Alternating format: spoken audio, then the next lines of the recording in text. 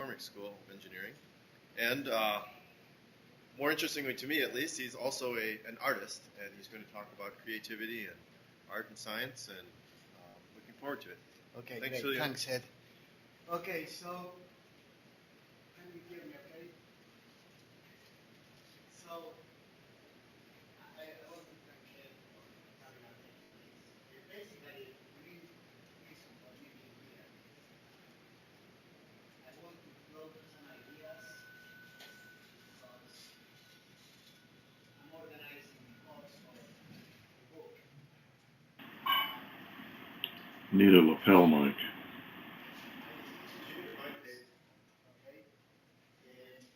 So what I want to talk is about pretty ambitious, is about art, science, technology. So how many of you have this program in design? In technology, or computer science. So what I want to do is basically the biggest domains of organized thought, so it's still from generation to generation by humanity, are contained, this is by no means all information, are in the domains that one would call science, technology, the overlap, and art. And what I want to do, if I should stay here, I presume. Okay, that's good. So I presume you have discussed like 1 million times in here, okay? But this is my own little list. And I haven't done an extensive study on the catalog, let's say, of universities, on how many things you could do in 1940, 50, 60.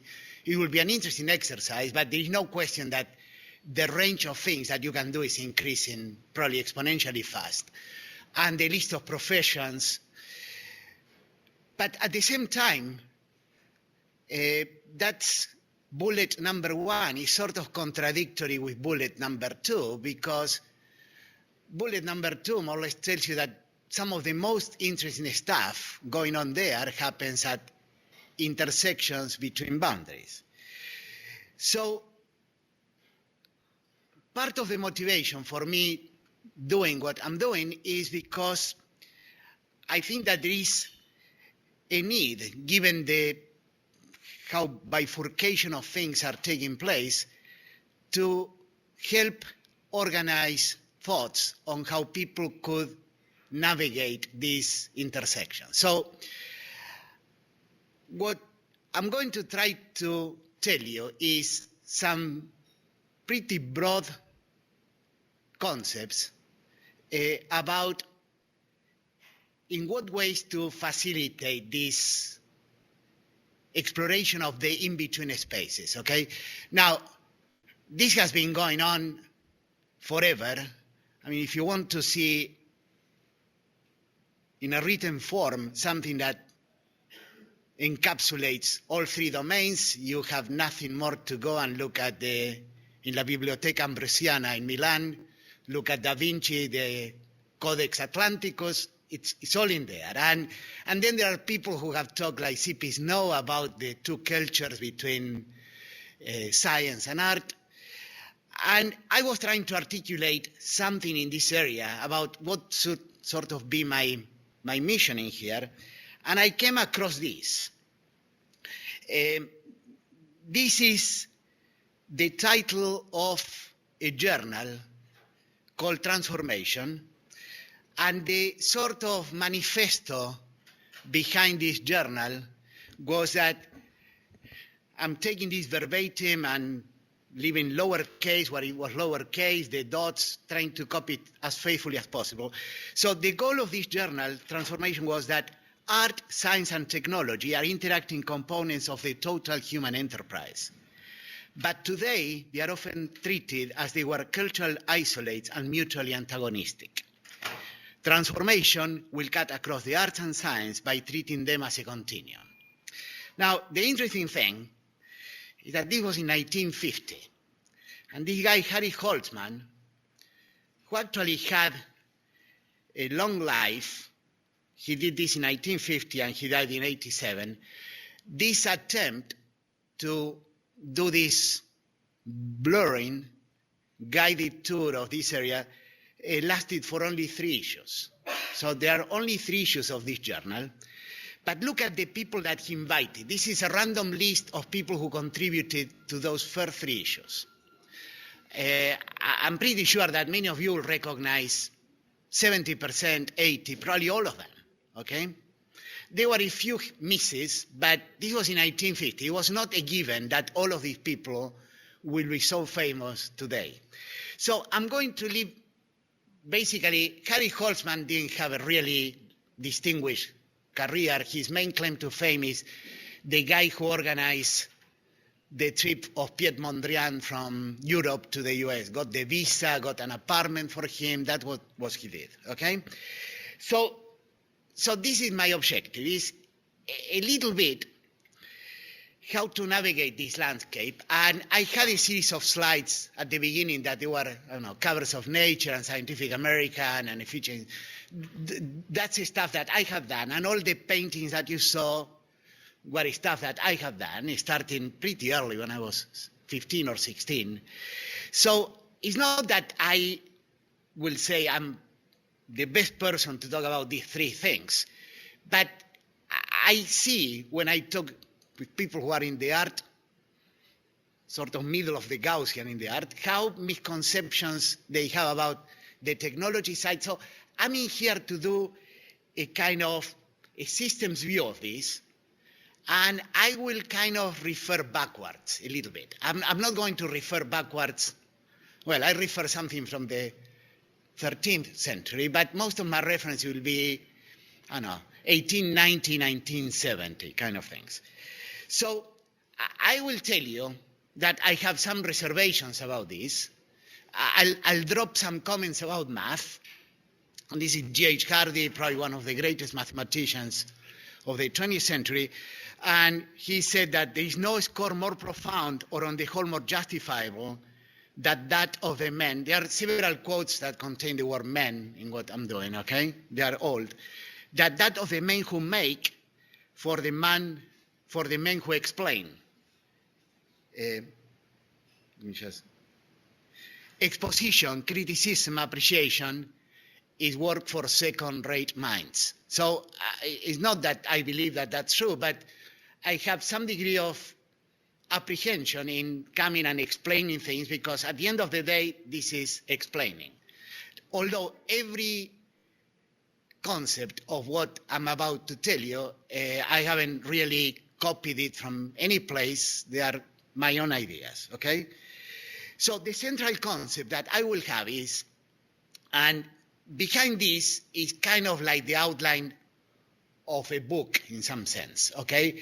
The book will be a conventional book in the sense that there will be chapters that will be the main notes, but then there are kind of secondary notes, of which I'm putting about a third in here. These are things in which you will look across on how these 3 domains are, and then I will look at several of these. I probably will skip several of them, and at the end, try to distill some lessons, and the lessons that I distill will go more or less flow from art to science and technology, okay? So this is part of this table. In this table, I pick something like this, and then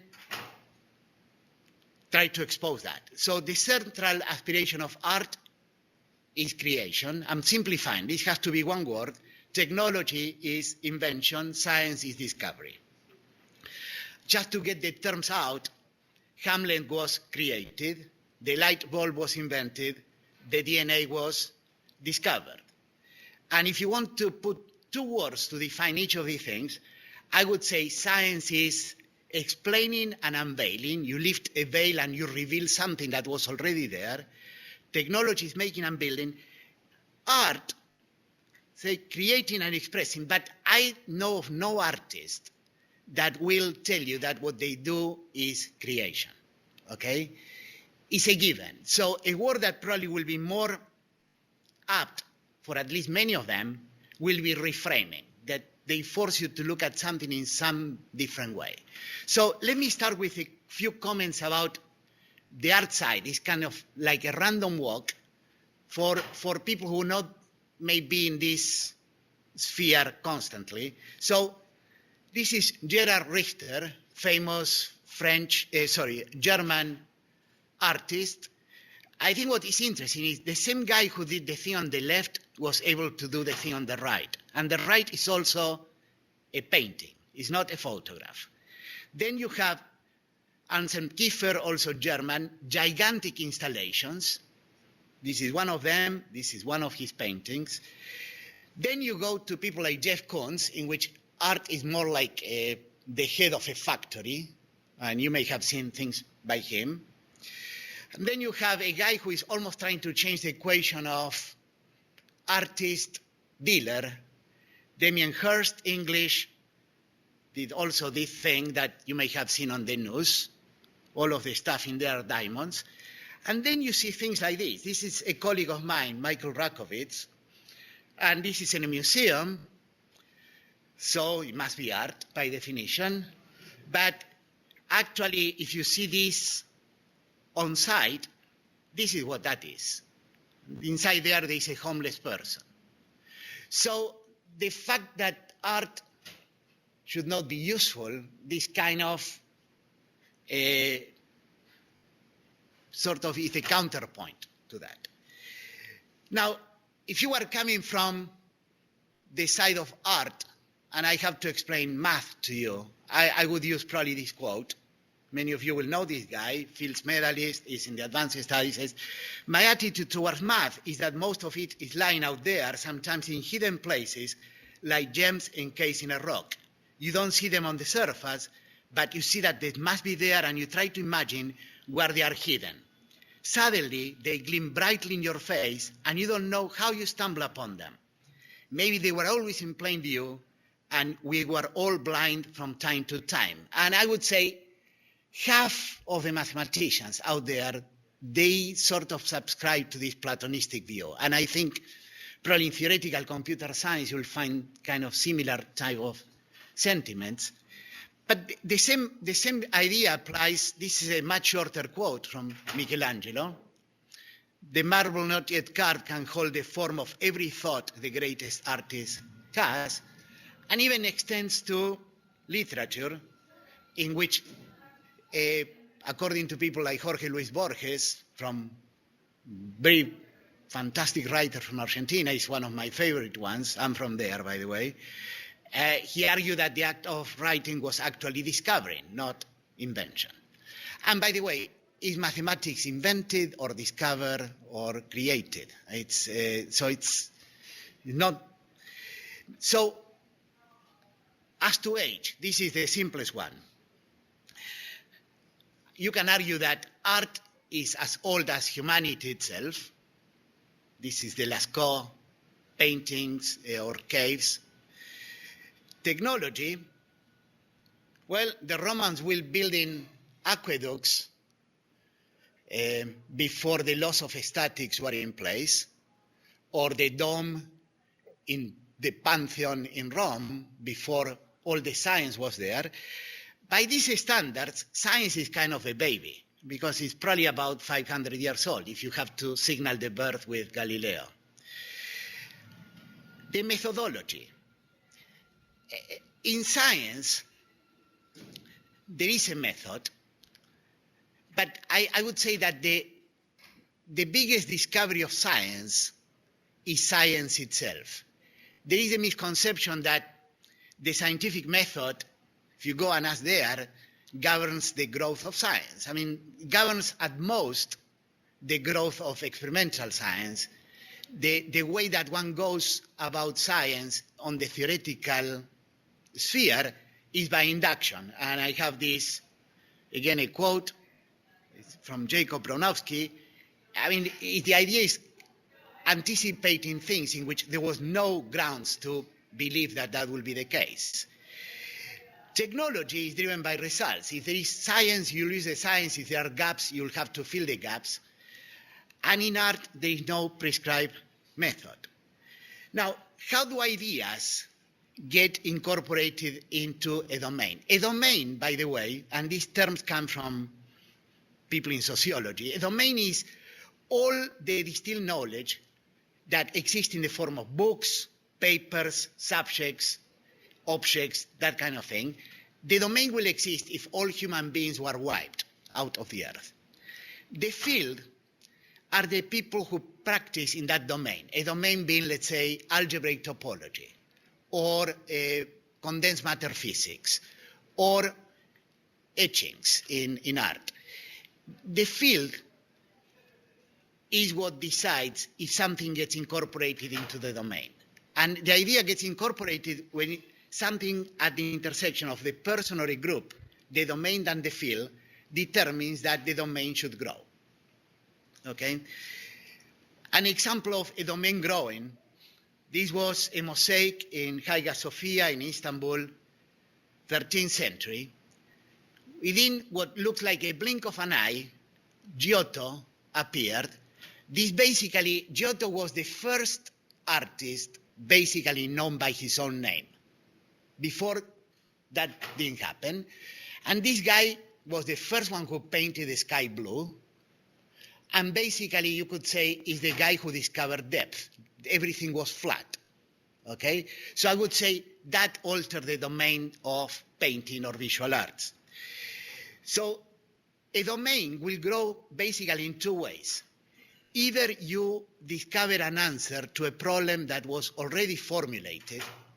Physics, math are the fields where they are the most formulated problems. Everybody knows what the question is, people do not know what the solution is. Or can grow by discovering a problem, in which case posing the question is as important as finding the solution. But that's basically how domains grow. In order for the domain to grow, and I put, rather than breakthrough, I put break with, is because in order for the new idea to form part of the accepted set of ideas, you may have to break with something that was part of the domain.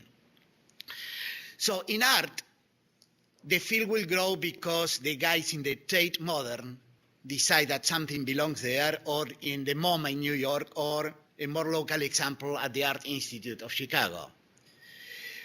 In science, you know that you have made it when you get inducted into the National Academy of Science. What you have done is part of the domain, okay? But the domain is full of final pictures. When you get a paper, you don't get all the drafts of the paper, you get the paper, you get objects in there. And in science, those objects and the linkage in between those objects is traceable in some sense. You look at who referred to whom, where the ideas came from. In technology, it's documentable to the extent that there may be linkage of patents. In art, it sounds magical because suddenly out there appears, but it's in fact probably the most traceable. So in literature, theater, opera, architecture, you see final pictures. Also in scientific papers, in products, you don't see the sweat. In visual art, I would argue that is the one in which you see the evolution the most clearly. And in fact, that's what museums do. So I picked this example because I was there about 2 weeks ago. It's in Madrid at the Reina Sofia Museum. And this is one early sketch by Guernica from Picasso. And this is one picture. When Picasso was doing this, his mistress was a woman named Dora Maar. And Dora took photographs of the painting as it was evolving. And this is another thing, and this is the final one. And with Picasso did 43 sketches of this, and remarkably, all survive. In visual arts, that matters a lot. No one is interested in every draft of a paper, but in visual art, everybody is interested in every draft that led to the final picture. So now people would argue, and I will touch this briefly later on, that in very logical subjects like math, you could trace how an idea evolved. That's really not knowing much about math, because if you're in the know, Hadamard, who wrote a lot about this, and wrote about the psychology of mathematical invention. Gauss and Riemann, for example, you can read something from beginning to end, and everything is perfect, and the conclusion is something that you have to accept. But there is no trace of the path that they used to lead to the inspiration of why they did what they did. Helmholtz had the metaphor of how you go achieving a final result in a very tentative way, going through a shaky ladder, but when you're out there and finally you nail it, you present it as the smooth royal path. Wittgenstein had another one much shorter, and he said it's about kicking the ladder. Or the quote that I really like is this one by Einstein: "The secret to creativity is knowing how to hide your sources." And in fact, it's not that you try to hide it, it's that when you present a result in a paper, no one is interested in how everything occurred to you. You try to put it in the most clean, concise, elegant way. Now, sometimes it's better not to hide. Now, Maxwell, who is now regarded as the purest of the pure among physics, when he was arguing about why it was pointless to try to calculate the trajectories of an Avogadro's number of particles, if you go and read his collected works, the arguments that he was using for why it will make sense to argue in terms of averages and the constancy of averages, he was picking all the stuff from this guy, Quetelet, who was trying to do one of the many attempts to put social interactions on par with Newtonian mechanics. The ones who may be interested in this is in this paper by Philip Ball. Now, there is a sequence to technology, and this is one of many, but the sequence is not like this. First of all, in art, when I show you Picasso and Guernica, and I could have shown like 50 other examples, is one person. Sometimes a curator of an exhibit will mesh two, Gauguin and Van Gogh. Technology, and I don't have to tell you this, is much more haphazard. There are lots of big interruptions in there, lots of people who come right and left, but eventually, sort of macroscopically, you see the evolution as well. Now, as to how things grow, basically, there are two ways in which they'll grow. Either two ideas get combined or more to form a new one, or an idea bifurcates and produces two different ones. And by that, I mean that you start with a concept like, we have uncovered how DNA can unfold and do this and that, and then you study consequences, or you can study consequences from there, many of them. But the thing is that there was a convergence to get to a final distilled picture on the theory side or some fundamental experimental thing, and that led to this wealth of divergence of ideas. Now, I'm not going to go all of this, but I'm just showing you some of the things that will be worth exploring in parallel. And by now, one conclusion that you will get is I put art, technology, and science. And by any metric that I have looked at, technology always falls in between science and art. Almost, always. For example, how the ideas evolve. The chronology, the possibility of time ordering events. For example, if I show you this in art, and I ask you, put all of these paintings, there is a Kandinsky, Cézanne, Léger, there's a guy of name, what's his name? I'm trying to remember in here.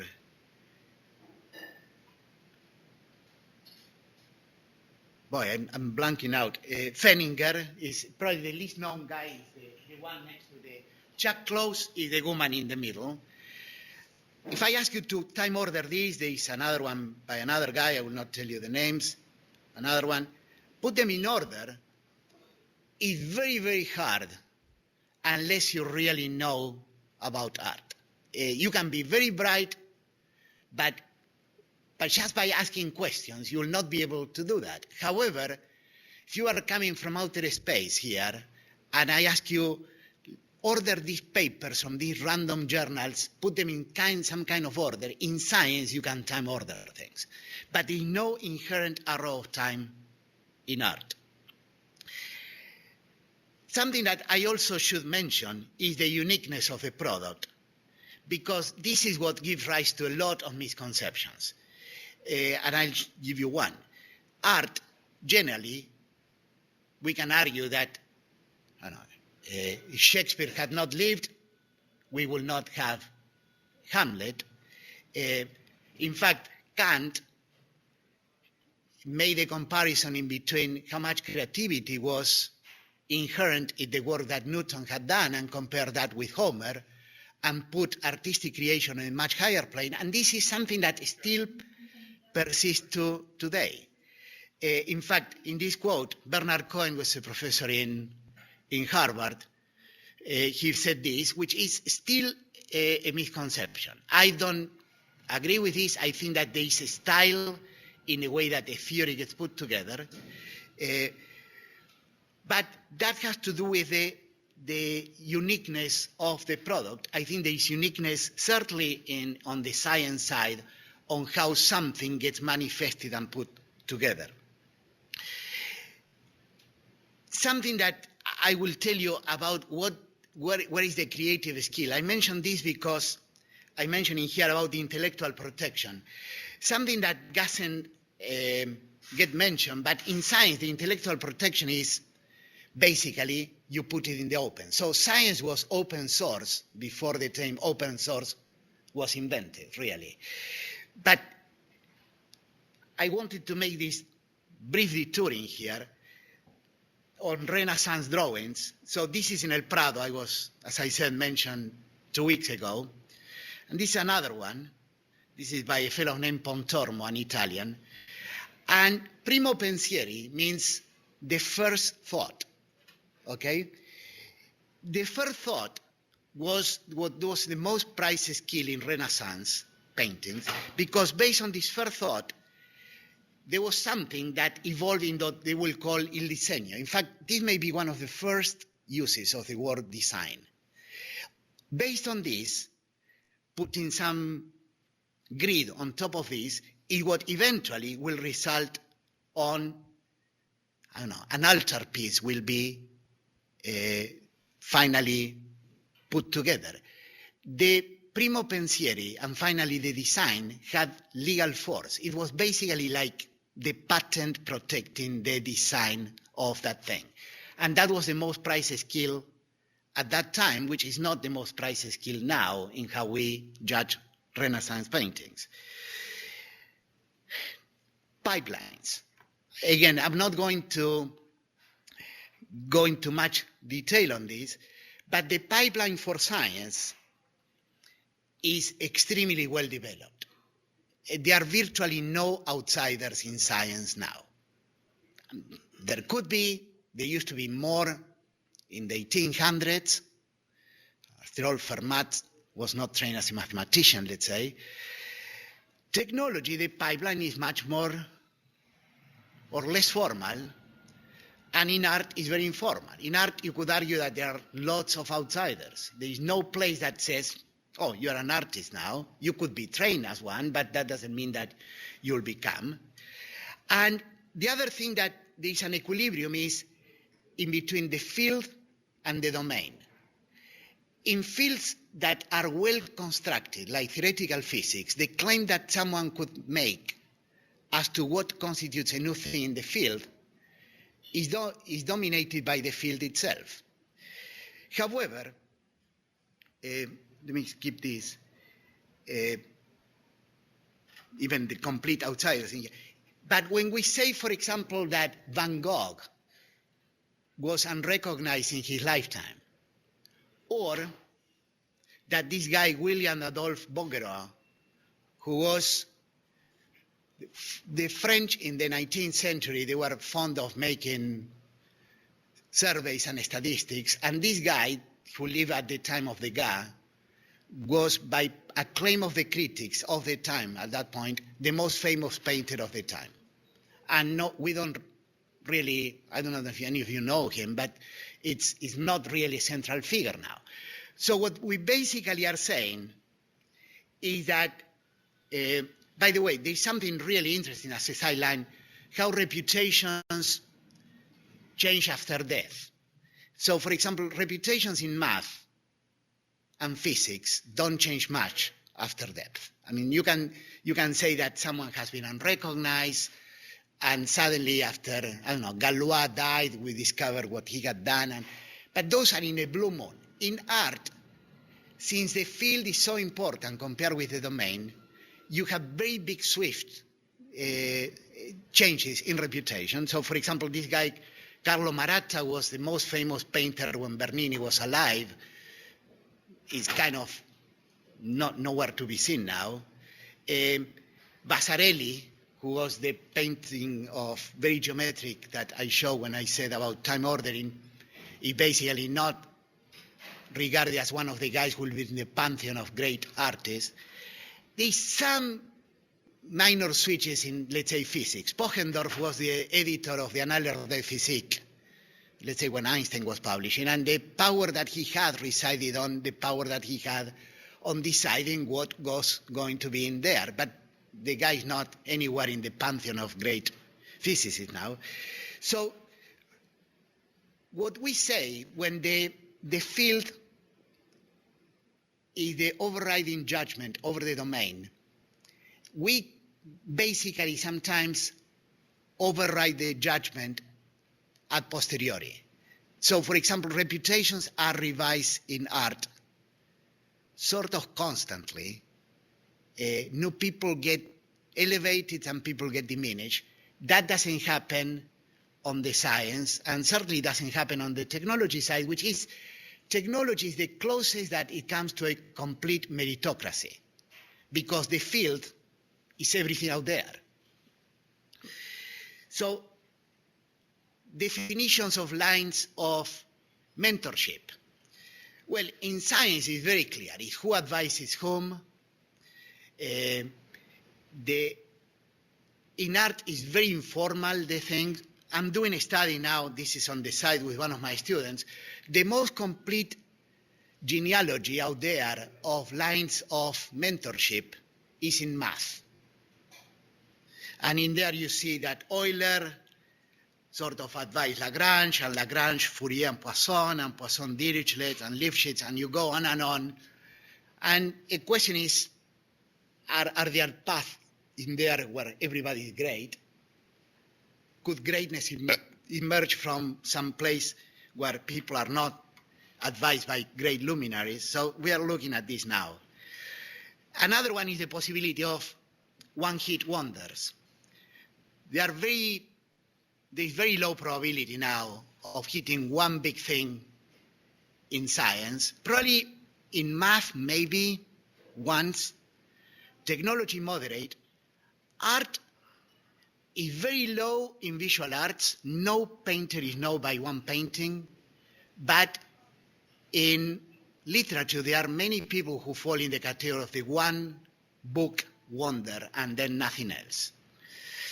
So one conclusion is that if you look at the degree of entrepreneurship, the ability to fly without a net for a while, art, you could argue, is the most entrepreneurial of these three activities, because the pipeline is not very supportive. Clearly, there is no money until you hit the end. And something that kind of cuts across, this is a quote of a quote, but it's something that applies to art and applies to science a lot.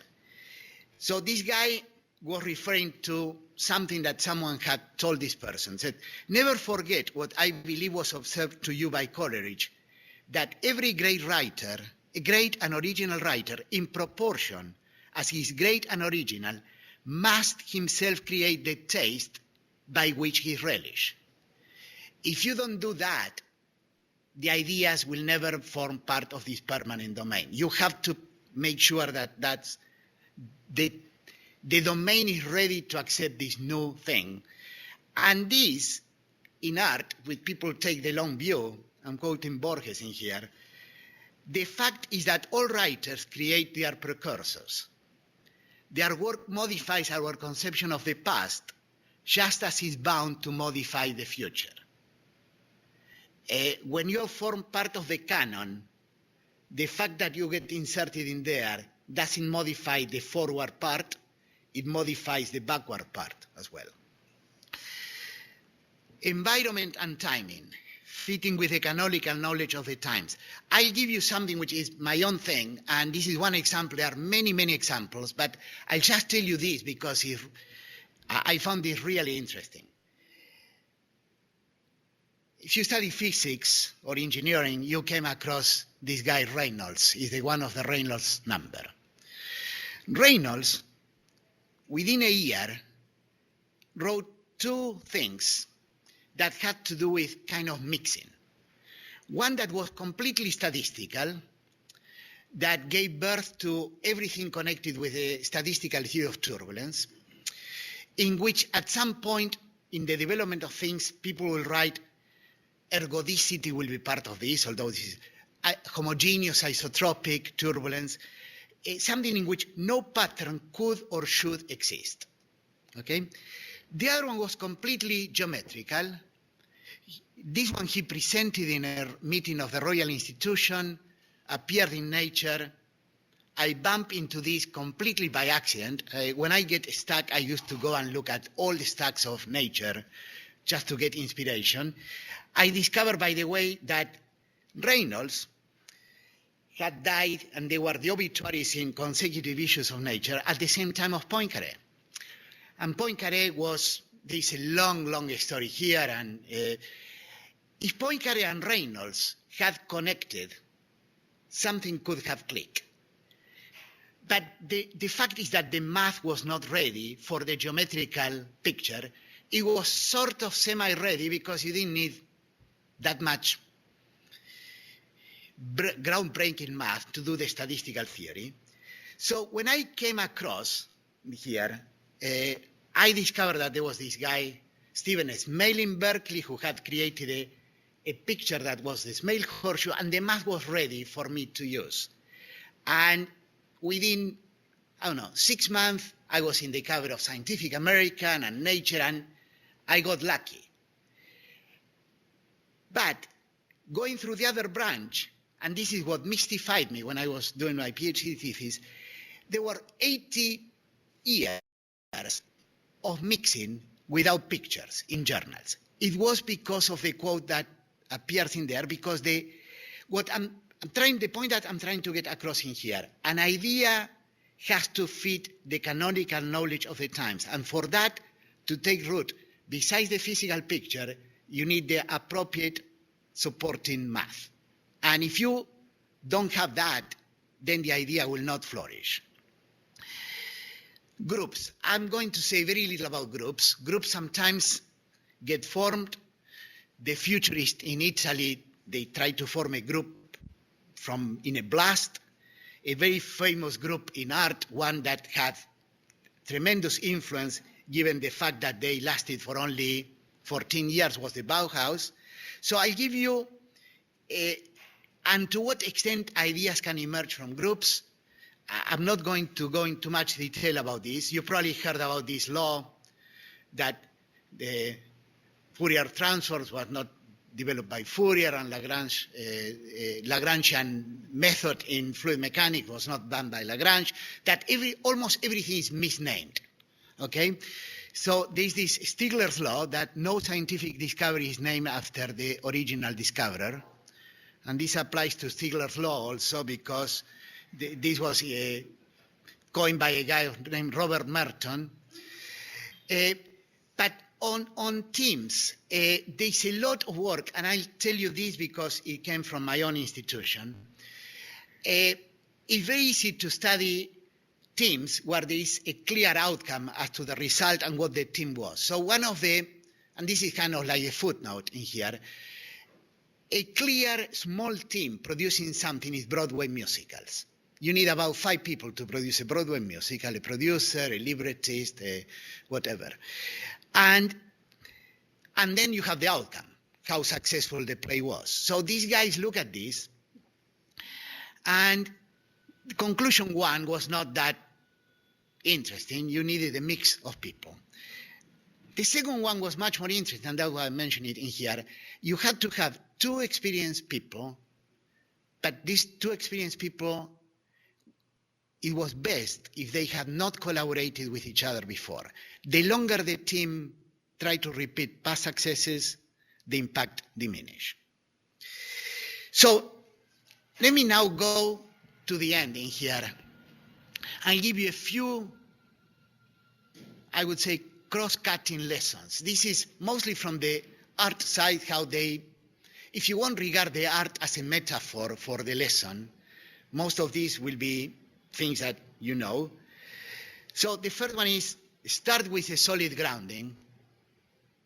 No way around this one, okay? And equate creation with hard work. So here we have someone who started classically trained, did this, then did this, and this was Picasso. So Picasso started very classically trained. This other guy started here, and then this was William de Koning. And I think that this is a really important lesson, in my opinion. And there's this phrase in Italian, I do not know who said it first, okay? It's impara l'arte e mettila da parte. And this says, learn the craft and then set it aside. Because if you become a slave of the craft, you'll never do anything new. Now, as to the hard part and the productivity, let me just flash some numbers. Leonardo, 7 undisputed paintings. It's the record for someone who is recognized in visual arts with the least number of paintings. Vermeer, very few, 36. Rembrandt, 630. Van Gogh, 900 in 2.5 years. Picasso, 13,000. Now, learn how to thrive with constraints. I'll mention something in here. It's not from the art, but it's something that I'm close because something that we have done. It's an HIV diagnostic kit. So in order to make a diagnostic kit for HIV, you need, I don't know, red blood cells. You need to break them apart. You need to collect the DNA. You get to get the junk out. Then you need to put the clean DNA in an appropriate chamber with an appropriate solution, and then you run a PCR reaction. So it involves a lot of fluid handling, okay? But the idea here was that this kit had to be used in Africa. It couldn't be fancy microfluidics. So someone made a decision early on, say, let's try to do this without moving fluid. Sounds like there's no way on earth that you will be able to do it. But the solution was put the cells, break them by having an appropriate solution, have the DNA strands collect on the surface of tailored particles. All of this will be an aqueous solution. On top of that, this is an schematic, there will be an oily solution, and then drag the particles, because they are magnetic, through the oily solution to the, where it says fluid 3, where the reaction will take place. And so this is sample, the particles are magnetic, the particles move, and then you write the reaction there. And voila, instead of using microfluidics and ephemetric and all of that, you can do this for $1. And the result of this was to put a constraint into the problem that made the solution almost impossible. Learn how to adapt. Okay, this is Picasso, and you can see how he did this. This is a piece called Baboon and Young. It's in the MoMA in New York. And there is these terms, adapt and adopt. Okay? But I think this applies to a lot of things, certainly applies in technology. Okay? There's a very big difference between copying and outright stealing. Stealing, you kind of, the idea becomes part of a bigger idea that you have. Do not converge too quickly and step back and look at the entire picture. There are many solutions that are arrived and it kind of pays to look, did I get the right one when you think at the end? And this is a very good example. This is a Picasso painting, is in the Art Institute in Chicago. The story is that a fellow who owned the painting was visiting Picasso in his studio in France and mentioned that he had this. And Picasso said, oh, well, that's interesting. When I was thinking about this painting, initially I had something else in mind. And at the last moment, I decided to change the painting. I had a man on the left that was holding a fish, and the baby was trying to touch the fish. By the way, if you want the piece missing, I'll give it to you, and the Art Institute has it now. This idea that you arrive at something, you step back, look, and decide if that's what you wanted, and change it, is not something that gets done all the time, but is something that, in my opinion, is essential. And let me just finish with what I think is the most important lesson, and you almost have to train yourself to do this, and it's the see simplicity in complexity. See, go from something simple to something with all the flesh and bones needed, and from something complex, go to something simple. So I'm going to go, Picasso is again the person that I'll use. So I'll go in a sequence through what is 11 stages of a lithograph. 1, 2, 3. This is the final one. The interesting thing, I flashed them very quickly for you to look at the dates. The interesting thing is Picasso did it in this order. This was the first, second, third, and this was the last. And it's only when you are here is that you can understand, for example, what it means when he put the handlebars and a bicycle seat together, and he called it the head of a bull. Just that in isolation means nothing. Okay? So, what I wanted to leave with you, if you don't come from the artistic side of things, is art is a constant search for breaking paradigms. There is no prize for doing something second. Okay? Science, and we didn't argue this much, even though I believe that things have the stamp of the person who created a theory, and I will use the word created, although, for example, that stretching and folding thing that I mentioned that I was involved with, that's more like discover. That was there all the time. All what I did was to reveal it, that it was in there and make it clear for others to see. Technology is not inevitable. There are lots of dead branches in the tree of evolution of technology. Science, by the way, has very few dead branches. If a branch doesn't work, it just gets chopped off. The tree of art has lots of parallel, simultaneous branches, many of which survive even though they may have not led anywhere. And the other one is technology is more like art. And probably the thing that I want to leave you with is that if you look at most metrics that you can think of, I show a few in what they were the sort of secondary notes in this kind of book. By almost every metric, technology sort of falls in between the art and the science component. So that's all that I have prepared, and I will be very happy to answer any questions that you may have. Thanks.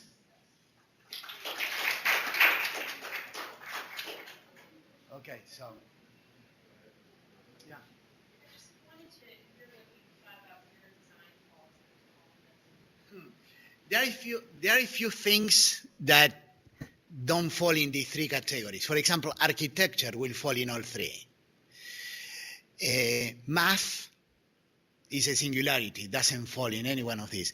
I think design kind of falls in all three in some way. Design still is a subject where the field dominates the domain still, and will continue to be like that until some parts of the domain get more formalized.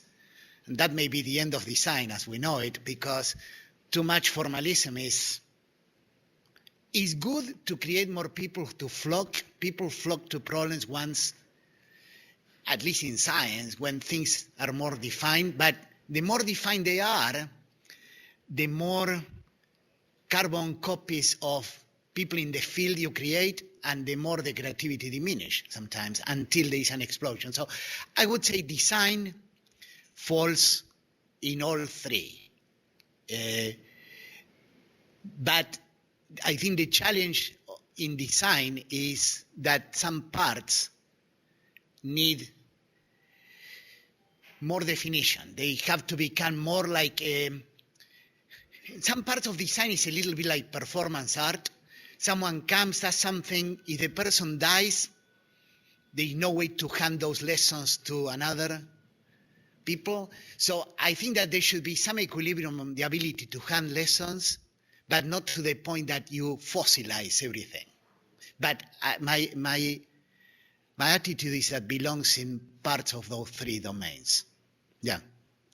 One area that seems a little bit different, where technology doesn't kind of sit in the middle, seems to be in sort of the size of the groups. Yeah. Except for sort of large scientific collaboration. But by and large, science is done in very small groups. Art, similarities, the individual people. Technology has the teams in the middle. So Yeah, science now is done really gigantic groups. And I'm not talking about particle physics. We just, a couple of weeks, we got two of these DOE centers, stimulus money is 19 million bucks each. The smallest one involves 12 people. The other one is 25. So there are parts of science, especially social science or humanities are, I would say, is the last enclave of single work. But engineering is full of big groups now. Biology is full of big groups. And let's face it, and part of the argument for doing this, the biggest problems that we have to tackle now will require such a blend of talents that having some degree of appreciation on how the other domains work, in my opinion, will become a must. Yeah. Would you argue that there's some changes you could make to how schools are organized or curriculum is done that would take advantage of that? Well, I'll give you two things, because I have thought about this. I meet with the PhD students in Northwestern. They are organized, which is great, because they are about close to 900, and I get to see like 200 in one shot. And I see all of those brains, but all of these brains are fully occupied working on a PhD thesis. And I know these brains have capacity to do other things, but the major constraint is how the NIH or DOE allows them to deviate from that path. So that problem will be an easy one to solve. The one that is harder to solve, and it has to happen on an individual basis, is on how people get fed into the pipeline of talent in universities through the best high schools. The best high schools determine that you are good in math, so we'll try to give you more of an option to become better. And at some point you bifurcate, unless you really work hard. You bifurcate completely from the guys who are determined to be good in poetry and visual arts, and you start going through this diverging path. And then you get these people who are pre-filtered to you, where it will be much better to have people who have both things together. So I do not know how to solve that one through public policy, but the PhD issue, so it happens that one of our alums is now the guy heading the Science and Technology Committee in Congress, so NSF falls under him.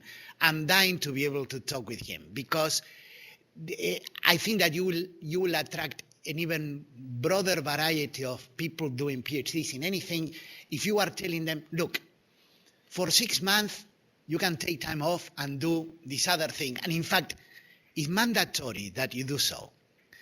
We don't get to use all the brain capacity in all the universities because most people cannot do it. If you are funded by the Department of Defense, you have to work on this, you have to report how many hours you work on with, and that's it. There was something else somewhere? Okay, so I guess that's it. So I want to thank you, okay, for your attention. Thank you.